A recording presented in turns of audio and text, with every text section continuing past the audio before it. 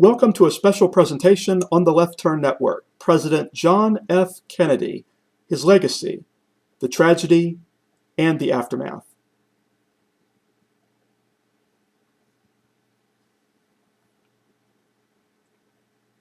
John Fitzgerald Kennedy was born to his parents Joseph P. and Rose Kennedy in 1917 in Massachusetts. And he was born into a very rich and wealthy family. Joseph P. Kennedy was a businessman, an investor, has a colorful history. He was the first chairman of the Securities and Exchange Commission. He was a big supporter of President Franklin Delano Roosevelt. He also was the ambassador to the United Kingdom in the late 1930s. John F. Kennedy served in World War II on a PT boat, and he was injured severely. His back was injured severely when the Japanese struck the PT-109 boat. John F. Kennedy was elected President of the United States of America in 1960 after being elected to Congress and to the Senate and serving in Congress, in the House and Senate in the late 1940s and 1950s. He beat Richard Nixon in one of the closest elections in history and was our youngest elected president. He became the 35th president of the United States. He took office in 1961. Here he is with his brothers, Robert Kennedy and Edward Kennedy. He appointed Robert Francis Kennedy the Attorney General, and there were charges of nepotism at the time, but the advice of Robert Kennedy would prove crucial in very critical moments in our country's history, in his term, in his only term.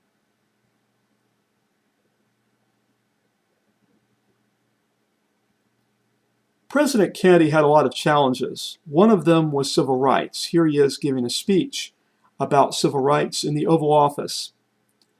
He stood firm against various Southern governors who were trying to prevent African American students from entering the University of Mississippi and the University of Alabama.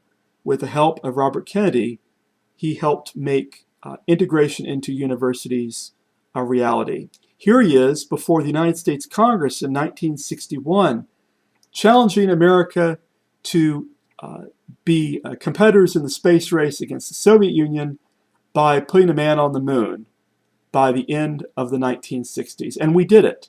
We did it in July 1969. Unfortunately, he was not alive to see it, but the man sitting behind him on the left, Vice President Johnson, made sure of that.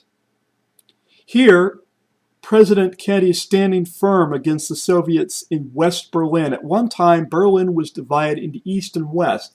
Essentially, a free zone was West Berlin. East Berlin was controlled by the communists. And here he is saying, Ich bin ein Berliner. I'm a citizen of Berlin. I'm a person of Berlin. He helped to stand against the communists who were threatening the stability of West Berlin. In the early months of his presidency, in April 1961, he was presented with a plan which he agreed to for Cuban exiles to invade Cuba to overthrow Fidel Castro. The plan failed. He had taken the advice of military and intelligence leaders, and it was the early days of his presidency. It was something that he regretted, and he remembered when, in October 1962, it was discovered that the Soviet Union was constructing in Cuba nuclear missile silos 90 miles off the shores of Florida. So he decided, instead of going to war, basically precipitating World War III, he signed a quarantine proclamation to quarantine out these freighters that were delivering the materials and the nuclear missiles. And so this was a success.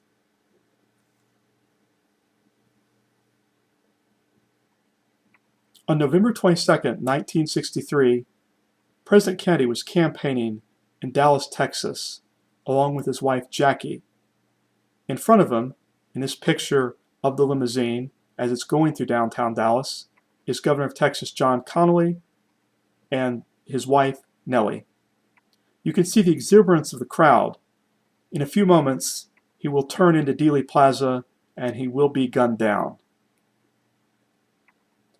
This is a picture of First Lady Jackie Kennedy at the state funeral of President Kennedy.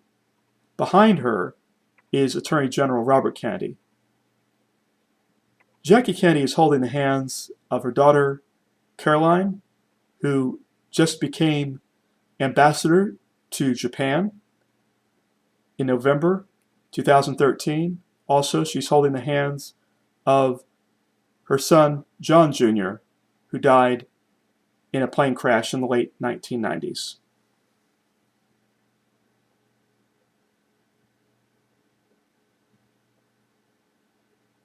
It is alleged that Lee Harvey Oswald shot President Kennedy and shot also at Governor Connally from the 6th floor of the Texas School Book Depository on Elm Street in Dallas, Texas on November 22nd, 1963, but he never was able to face a trial because Jack Ruby shot Lee Harvey Oswald in the parking garage of the Dallas Police Headquarters on November 24th.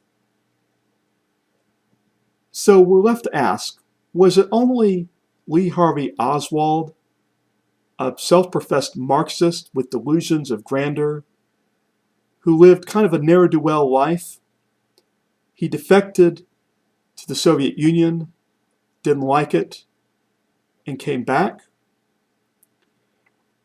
Landslide Lyndon, the vice president with the shady past. Google the Bobby Baker scandal. Time magazine was working on a very important cover that could have possibly ended Lyndon Johnson's political career. He was surrounded by some pretty shady people who could have very well had a role. Possibly, maybe the mob had a part in it. Here you see Carlos Marcello, otherwise known as the Little Man, a mobster in New Orleans who was being prosecuted by the Robert Kennedy Justice Department.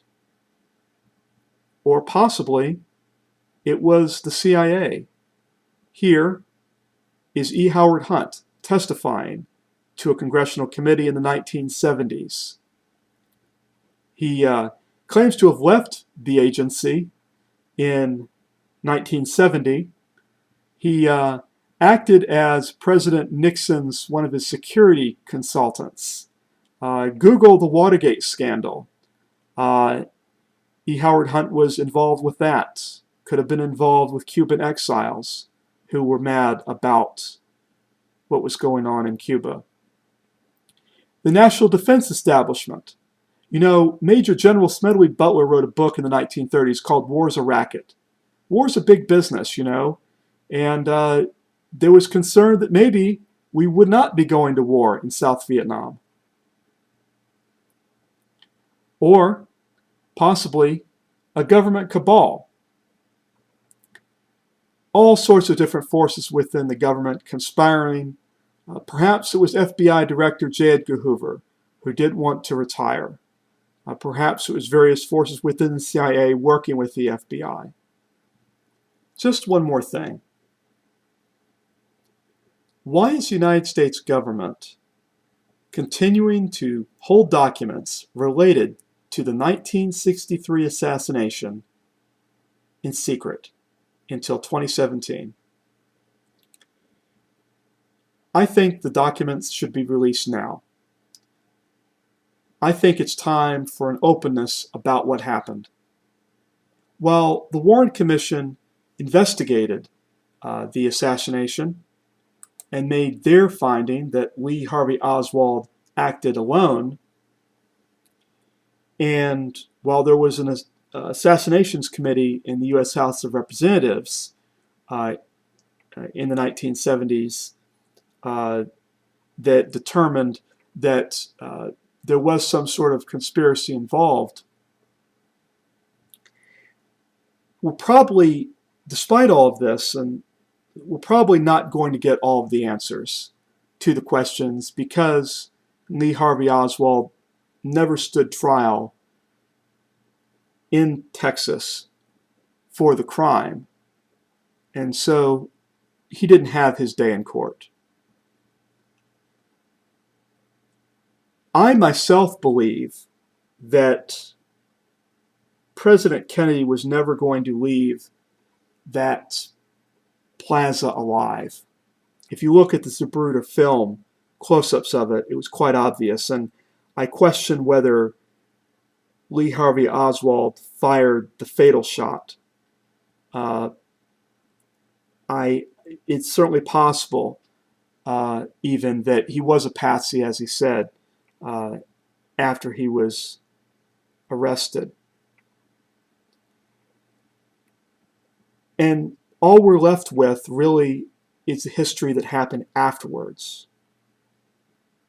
A lot happened.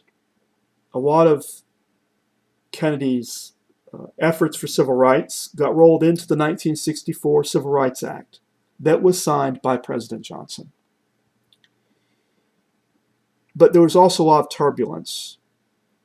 We did go into Vietnam, and that war would not end really until the takeover of Saigon in 1975, the year that I was born, when we evacuated our embassy. Martin Luther King Jr., a civil rights leader, African-American civil rights leader, was assassinated in April 1968. And, if you remember earlier in this special, I talked about Robert F. Kennedy. Robert F. Kennedy, John F. Kennedy's brother, Robert Francis Kennedy, was assassinated in a hotel kitchen after a California rally where he was seeking the Democratic nomination for the presidency of the United States. If you think about it, you had a president in an open car, friendly crowds, and you had a car about ready to get onto an expressway. And it was the first, essentially, video assassination, video that showed an assassination. And people did see a lot of this on television. These kinds of tragedies have an aftermath. There are results. There was a credibility gap because after Kennedy came Johnson, who lied about Vietnam, lied about many things. Then Nixon, Watergate. And so trust in government declined. There was a lot of social disorder. Now, of course, I didn't live in 1963. I was born in 1975. But I remember the Challenger disaster, and that was something you can never forget. I was called out of my elementary school classroom with my classmates, and we went into the computer room and watched on the monitors the explosion of the Challenger, and what a horrible tragedy, the loss of the astronauts. And the sadness, and I talked with my grandfather that weekend afterwards, and I won't ever forget that. And I really thought that itself would be probably the biggest tragedy that I would ever see in my lifetime. But then on September the 11th, 2001, I was at work. And I was told by my supervisor, along with the other employees, about what had happened. I wouldn't see video of it until lunchtime. The towers collapsing. And the questions, of course, came afterwards, a lot like with the Kennedy assassination. People had questions about Building 7. We live in a society here in the United States where we can question the assassination of a president. We can express our dissent and our questions. We can hold people to account. We can challenge our our government to release documents, and we can speculate. We can do so freely without repercussion, and we can do so about September 11th. But each time these horrible things happen, it impacts our history, and impacts it in such a way that it in some ways creates an alternate timeline. I mean, it becomes our reality, of course, but what would have happened if President Kennedy had lived? Could he have been able to have helped the country go forward through tougher times, maybe better than Lyndon Johnson did? Would his re-election somehow caused Richard Nixon to not have been elected in 1968? Would we have ever had Watergate? Would we have ever had the debacle in Vietnam? Or if we'd had the war in Vietnam, would the outcome have been different? Would our trust in government be higher? Maybe things would have been worse. We don't know. If September 11th hadn't happened, would our population be, let's be quite frank, would our population be less paranoid? Our government be less paranoid? Would fear be less of a currency in the media? In some ways, I think these kinds of things short-circuit us. In some ways, they have a way of hurting our country more than a Great Depression, more than a war. I mean, we did have, after September 11th, these wars in Iraq and Afghanistan. But I think that there's something that's deeper. And I think when we lost President Kennedy, we lost something that was deeper. You know, if you look at just the film, not the Zapruder film, but the film of his visits to Florida and to Texas, you'll see something that's something unique. And some say it's a shattered innocence, an innocence of that time. You know, we hear about schools being locked down, school shootings, people on these medications, antidepressant medications, going nuts. I lost my father to suicide. I lost my brother to suicide. I think not just the United States, but the world, in some ways, may have gone off the deep end after this. Not that things were great in the early 60s. There were problems, of course.